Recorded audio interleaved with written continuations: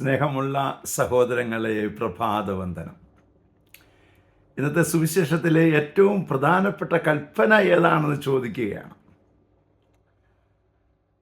നമുക്കറിയാം, 10 കൽപ്പനകളാണ് ദൈവം മോശസ് വഴി കൊടുത്തതെങ്കിലും പിന്നീടത് 613ഓളം പ്രമാണങ്ങളായി രൂപാന്തരപ്പെടുകയുണ്ടായി.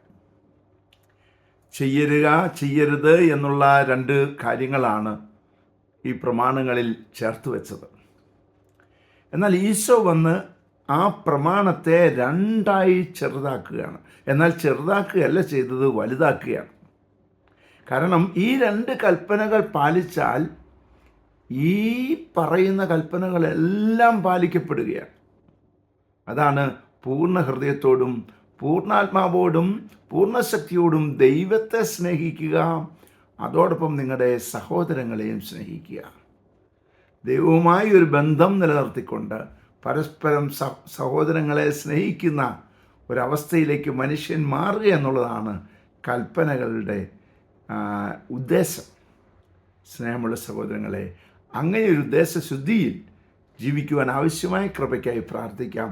പരിശുദ്ധ അമ്മയെ സഹായിക്കണേ. വിശുദ്ധ യോസേപ്പ് പിതാവേ, ഞങ്ങൾക്ക് വേണ്ടി പ്രാർത്ഥിക്കണേ. പരിശുദ്ധാത്മാവേ, എഴുന്നള്ളി വരണേ. പരിശുദ്ധ പരമ ദിവ്യകാരണത്തിന് എന്നേരവും ആരാധനയും സ്തുതിയും പുകഴ്ചയും ഉണ്ടായിരിക്കട്ടെ. ആമേൻ. നമ്മുടെ കർത്താവായ യേശുക്രിസ്തുവിന്റെ കൃപയും പിതാവായ ദൈവത്തിന്റെ സ്നേഹവും പരിശുദ്ധാത്മാവിന്റെ സംസർഗവും സഹവാസവും സ്നേഹവും ശക്തിയും കൃപയും എല്ലാ അനുഗ്രഹങ്ങളും സമൃദ്ധമായി നിങ്ങൾ ഏവരോടും കൂടെ ഉണ്ടായിരിക്കട്ടെ, ഇപ്പോഴും എപ്പോഴും എന്നേക്കും. ആമേൻ.